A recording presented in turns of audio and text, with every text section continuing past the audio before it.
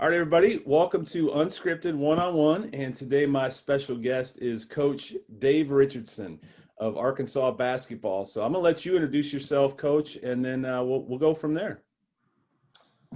Well, like Aaron said, my name's Dave Richardson. I've been a strength and conditioning coach in the university level for the past 30 years.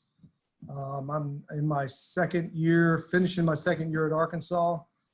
Before that, I was in Columbus with Ohio State for 13 years. So have a long career working with collegiate basketball players.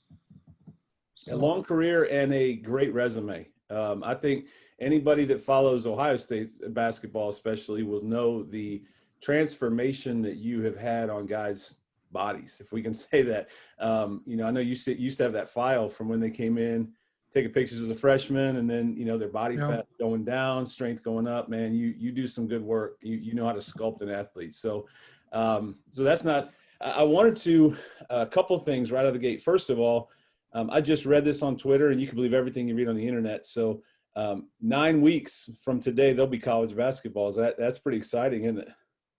It is. The way the season ended so abruptly last year, and then kind of going through what we've been going through, it's kind of hard to see the light at the end of the tunnel. We were at the SEC tournament in Nashville. We had just finished playing Vanderbilt. We won the first round game. We were supposed to play, I believe it was South Carolina in the second round. And the morning of the game at breakfast, Coach Musselman walked in and said, "Hey, we're going to go back up to our rooms and pack up. We're going home. The tournament's over." So, it was kind of a crazy situation. In my 30 years in college, I've never had to deal with anything like this before, any kind of pandemic that caused stoppage of a season and of a country. But we started training back in June, the end of June. And we've had to have, use the precautions for training, but, just trying to get the athletes to understand, hey, the season is coming.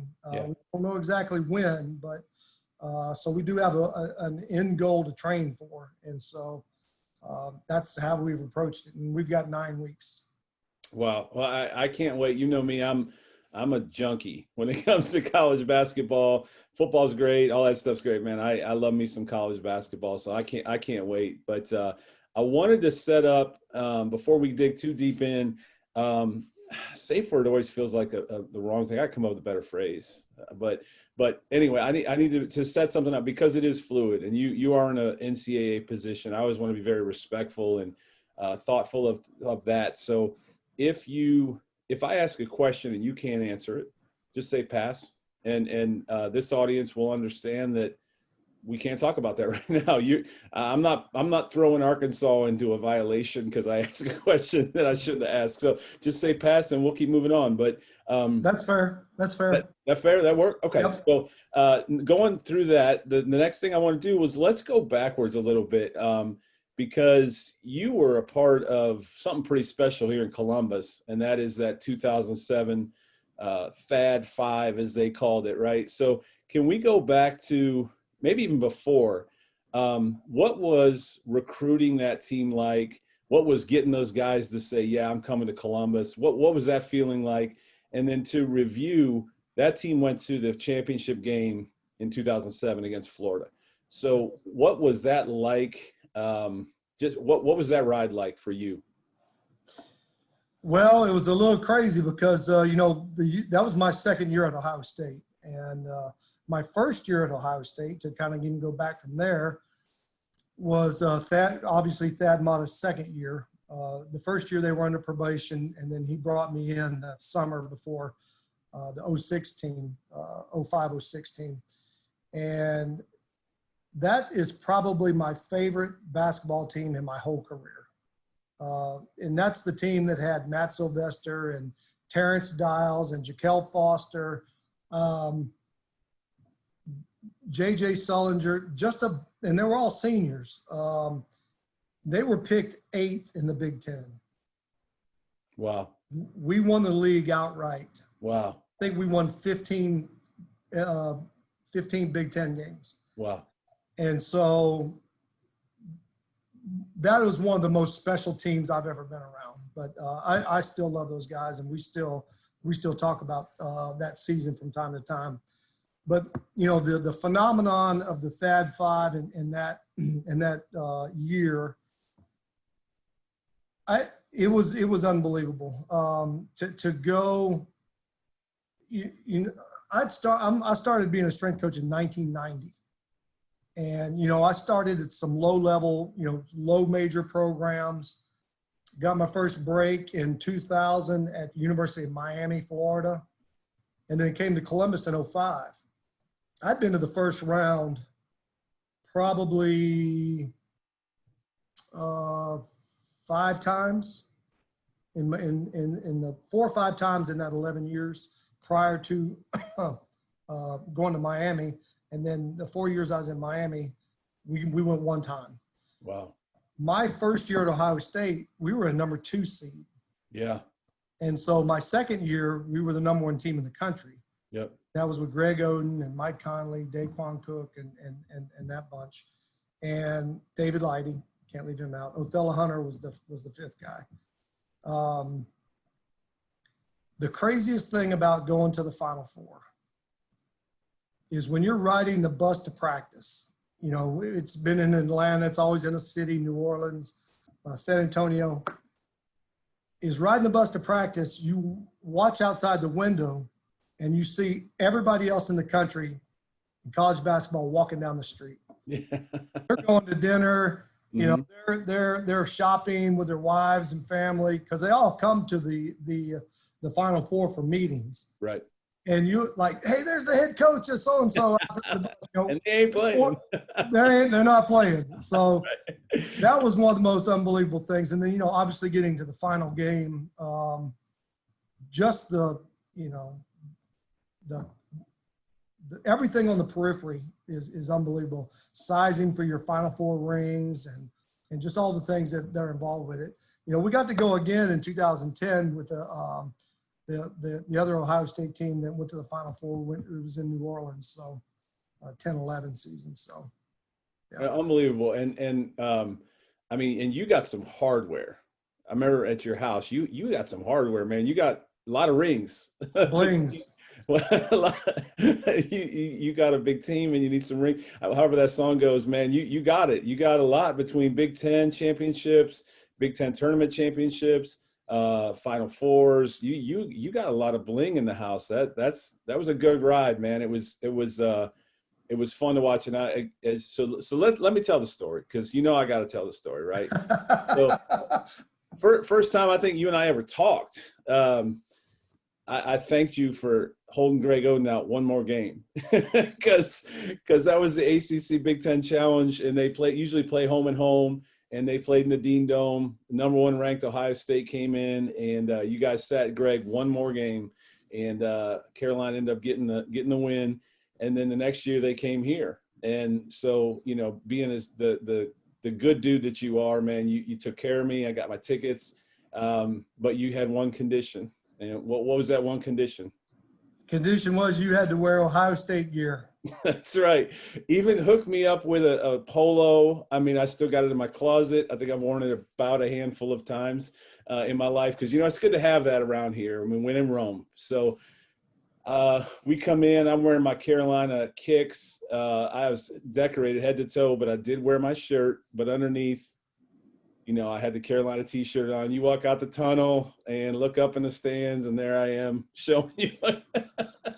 Yeah, so my man, he's wearing his Ohio State polo. I look up in the stands, and the first thing he does is absolutely. And he's wearing the Tar Heel blue underneath. That's closest to my heart is what I said. So, but no, man, that was bucket list stuff right there. And that was the 2018, which, we're not going to talk Carolina all day, but that's Ty Lawson, Tyler Hansborough, you name it. That was a special squad. So that was, and the gym was electric that night. Like Diebler thought he was going to break out. He'd kind of been slow to get started.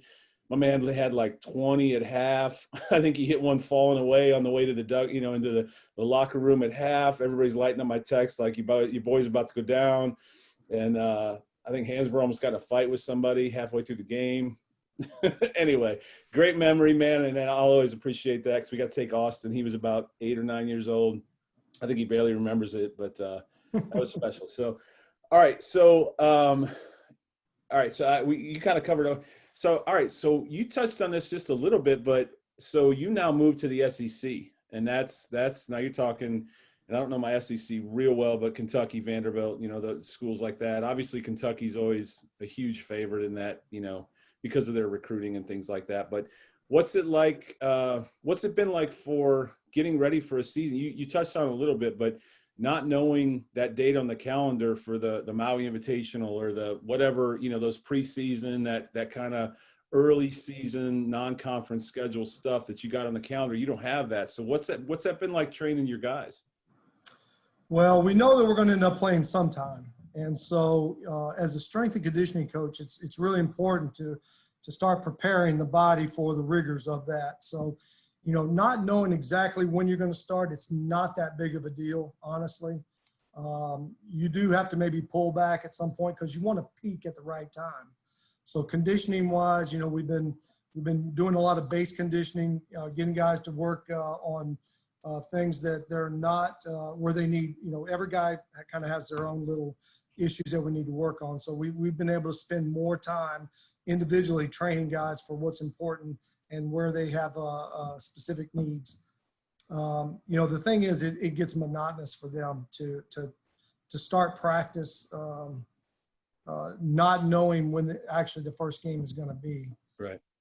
So, we were supposed to start, the first week of 9th or 10th of November. It's been pushed back 2 weeks.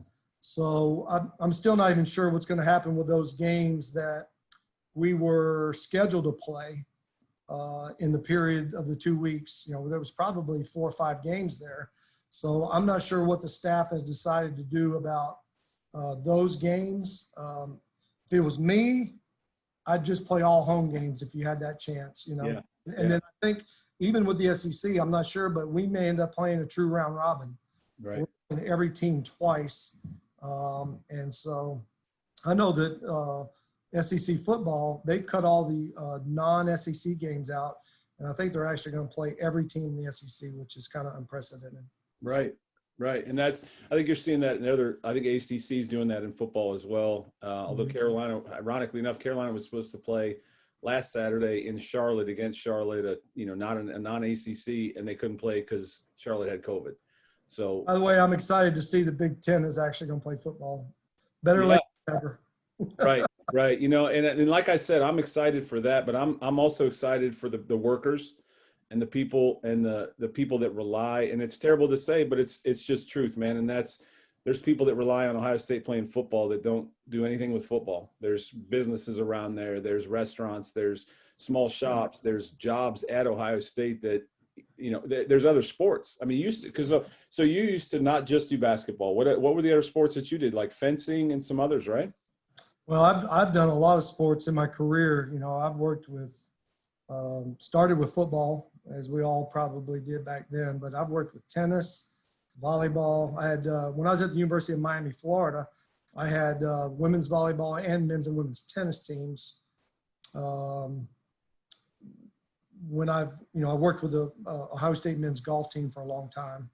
I did work for the fencing team for a couple of years and actually got a national championship ring out of that.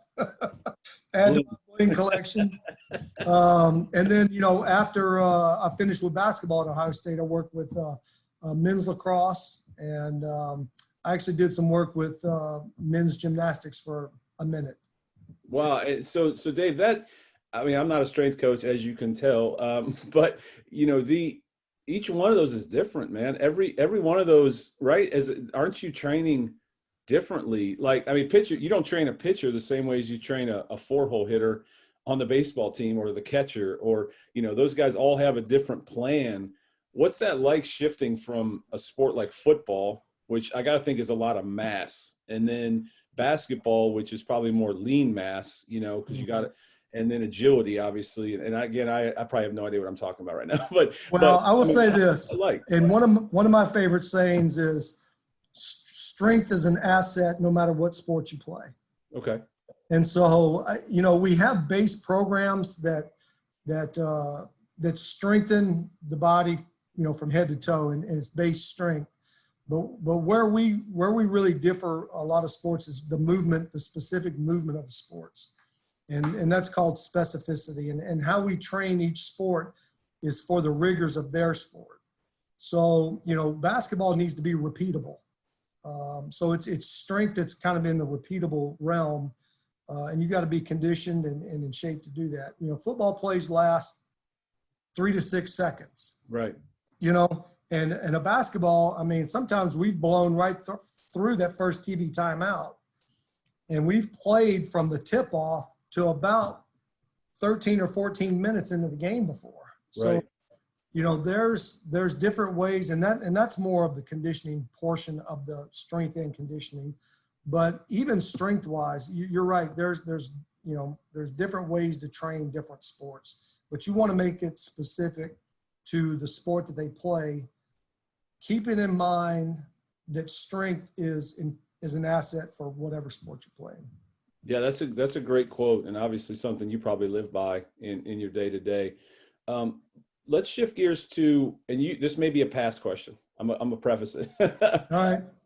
Over your career in sports and all the different sports and all the different universities, how have you seen recruiting change? Because I got to think it's changed. I got to think I had Cammie Pranel on from Ohio State. She played softball there. She talked about, and I asked her, when she committed as a freshman for softball. That's crazy. But and I said, did you have the hats, and the table, and you picked Ohio State over Georgia or Carolina or whatever? And she said, no, like they just announced, done. And nowadays, man, it's like a gender reveal every time a kid commits to someplace. And then I was on with somebody else, and then we talked about how they do the 3-panel, 4-panel. I'm down to my last 7. And in a way, how disrespectful that is to coaches that, you see it obviously with your staff. Those guys put a lot of time and effort into just hoping they can get this kid to commit. So, building relationships. Yeah, right. And that's almost a little disrespectful at that point. And I know a lot of guys probably call and say, hey, thanks, coach, and all that. And how have you seen recruiting change? And if this is a pass, then you can pass. Well, I'll skirt it a little bit. It has changed over the years. With social media, it's changed everything. Right. And so, the one guy that starts to put a hat on and throws it on the floor and picks, it's just different, man. But it's when you asked about the recruiting question, I thought you started with it. I was thinking about our approach to recruiting. And I'd like to know that too. Yeah. Kids are different. It depends on the type of kid that you are. Coaches, they don't even care about that as long as they get who they're trying to get. But social media has changed really the whole thing. And my staff right now at Arkansas, they have been on the forefront of social media and staying up to date and current. And Eric Musselman is an unbelievable innovator when it comes to not only himself, in staying in social media, but branding for athletes and all these other things that are new parts of the collegiate game. Branding's become a huge thing. And so I've had my eyes open a lot to the innovation through the staff here and how they do things. Wow. It's a new world really kind of every day because it's all one-upsmanship. Who's gonna do better than that something that happened last year. Yeah. It's fun to watch, but it's also can border on the ridiculous. Well, yeah, that needle probably goes that way more than the other, but it is fun to watch. As fans, I don't do it as much as I used to, but you used to get glued to, oh wow, he's got us in his top 5, and it's like, man, he's just a kid, and it really doesn't matter, but because ultimately, and especially this in college basketball, what we're talking about, how many times is that number 1 team, or especially the number 1 recruiting class? I think I can count 2, maybe 3 times that number 1 big dog recruiting class actually won the title. Yeah. And so, and that's Duke, I think, won one, much as it pains me to say it, a couple of years ago. And then, Kentucky, the Anthony Davis class. But even then, that class had a senior on it. And that kid, and I don't remember, I just remember his last name was Miller, but he would come in. I remember they'd just, that team would get completely erratic. And he would come in off the bench and slow everything down. They'd calm down and they'd get back in the game. And that, and that, so as you look ahead to your team, what's your team look like for this year? Do you have that mixture, or do you have young guys, or what's your team look like? Yeah, again, the staff has done an unbelievable job with our roster. We signed 4 freshmen from the state of Arkansas that were all in the top 100. Wow. And then we have 3 grad transfers that have come from various programs around the country. We had 2 guys that were sitting out last year. One's a 7'3" perimeter player. So, I mean, Coach Musselman's done an unbelievable job with his roster. And now, the crazy thing is with this COVID, you may have 2 guys out this week, can't play in a game. Right. Be 2 different people the next week and 2 different people the next week. So it's a little interesting how he's going to be able to put roster and starting 5 and playing rotations together with guys not knowing who you may have on the bench that week. And that's going to be true for who you play too.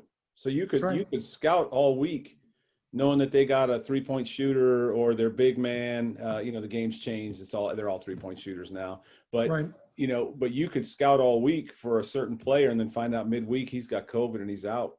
Right. You probably had that before with sprained ankles and stuff like that too. But man, nothing to this degree.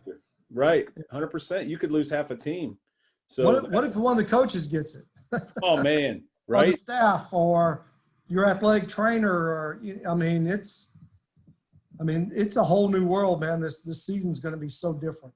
It is, and I hate that because I just like things back to the way they were. But this is the world that we're living in, and so let me ask you that too. Did you guys have anybody? Because in some of those rules changed as well. So you said your season got cut short. I know didn't the NCAA expand? Did they do that for basketball too, where guys could come back for another year? And did you guys have anybody that did that? We did not.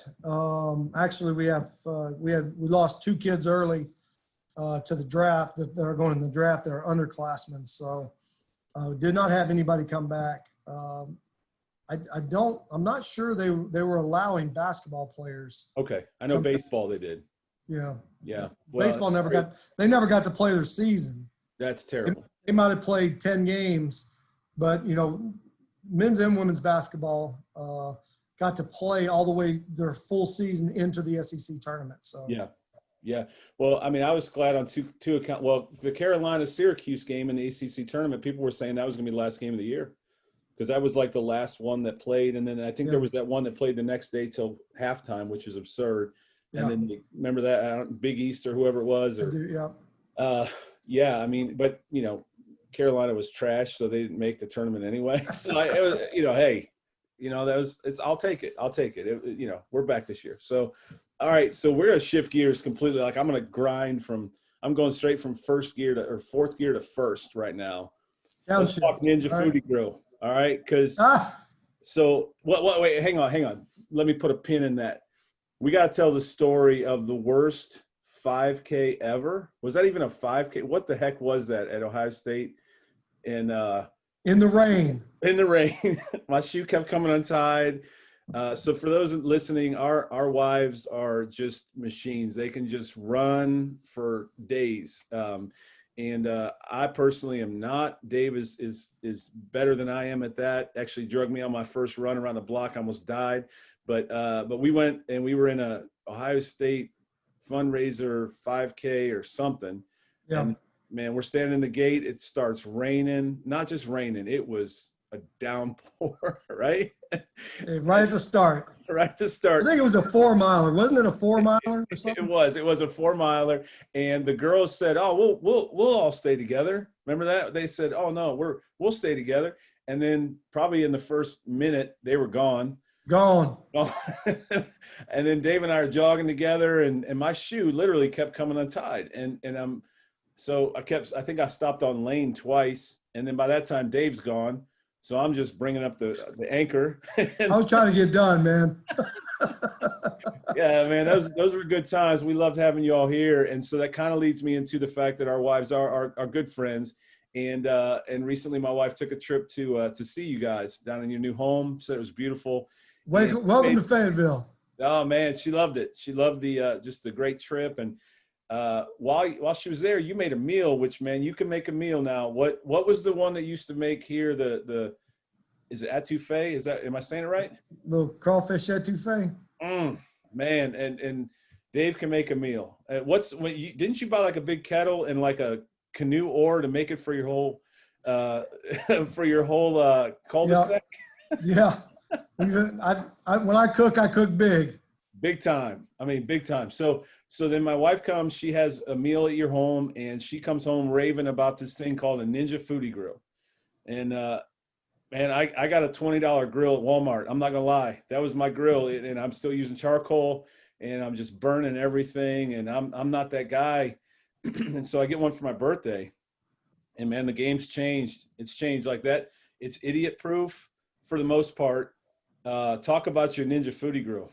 Okay, well, I got to preface the whole thing by, my wife loves gadgets, and she's Cajun.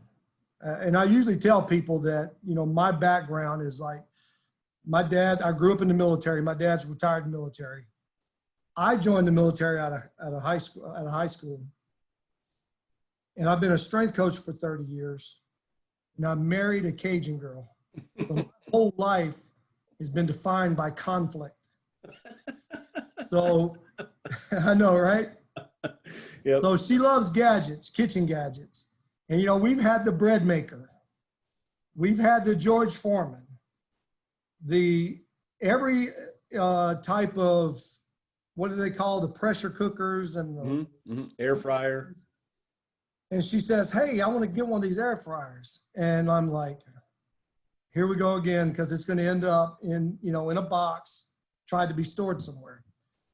It's the best money we've ever spent. 100%. 100%. 100%. So yeah, we're trying to eat healthy. I cook chicken in there. We cook vegetables in there, which is phenomenal. Amazing. It's so really, yeah. So literally, it's one of the things I had to learn, I guess. But it has been some money well spent. Oh, unbelievable, man. And I'm not a veggie guy. If it made Little Debbie's, I'd be all in, but no, I'm just kidding. But no, and so my dad bought us some seeds to plant in the backyard for the summer. So we had a little garden going and didn't know what to do with half of that stuff once we had it. And then we got that thing, and man, squash. I'm going to the grocery store. I'm making that right-hand turn, and I'm checking out the veggie aisle now, and peppers, onions, it was funny. I text Dave for our audience. I texted him about maybe a week or two after we got it with pictures of all the stuff I made. And he said, man, give that thing a break. It was great. But no, I don't think I have. I don't know. There's a day goes by. We haven't used it. Flatbread pizzas.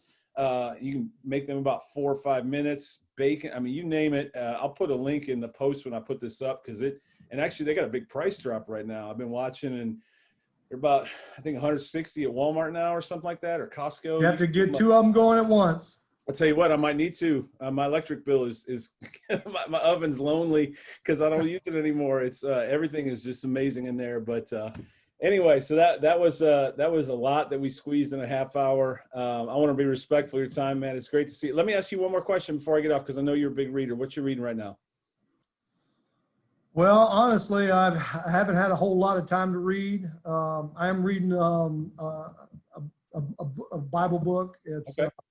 It's more of a devotional type book, but I tell you what I found. I found Netflix, which has been a problem during COVID. Haven't we all?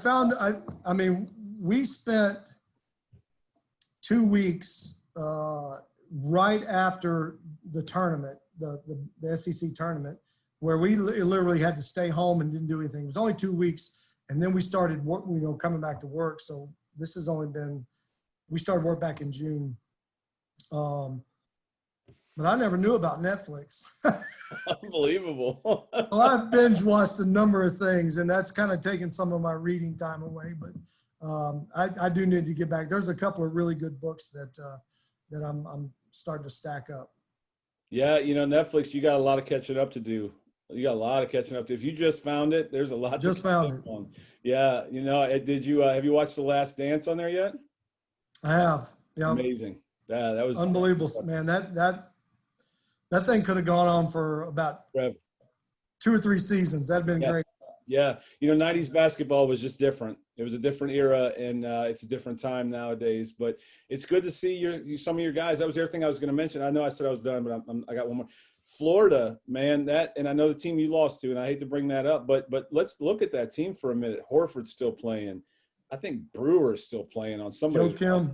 Joakim Noah's back playing again, and there's a fourth. Who's the other one? They're like, whoever the fourth was, there's 4 guys from that roster, and Billy Donovan still coaching, like in the NBA. I mean, that, and I know he just resigned, but still, like when I saw that, those guys have been playing a long, long time. But to your guys' credit, Conley's still out there getting it done. I mean, I thought for sure the shot that he took was going in to beat Denver. What a shot! Yeah. I mean, it was right there. But it's good to see those guys still playing, and I know Ohio State's got some big things coming up this year too.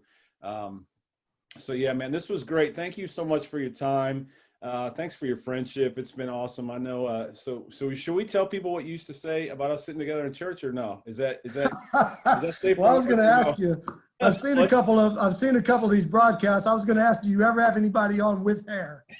Wait till you see, man. I got this week. When I was putting the little panel together, I think 4 or 5 of the guys, nobody's got hair. I'm like, man, this is prerequisite. We used to say that we couldn't sit next together in church because we look like a butt. Absolutely, man. But honestly, we loved your time here. We were so thankful that we got to spend time with you guys as a family, and we'll continue to watch Arkansas. I watch the games just to look over at the bench there. I noticed your seat's not on the bench; it's kind of in that first row of the curve. Is that about right? That's fine with me. But I can actually yell at the refs from over there. There you go, because you seem like a fan. So yeah, that's awesome. But no, I usually check out the SEC games just to see if my guy's sitting down there, and so we'll see you on TV, and I'm sure we'll be in touch again. But thanks for your time, Dave. It was great to catch up with you again. All good, man. God bless. All right, you too. Talk to you soon. See you, man. Bye-bye.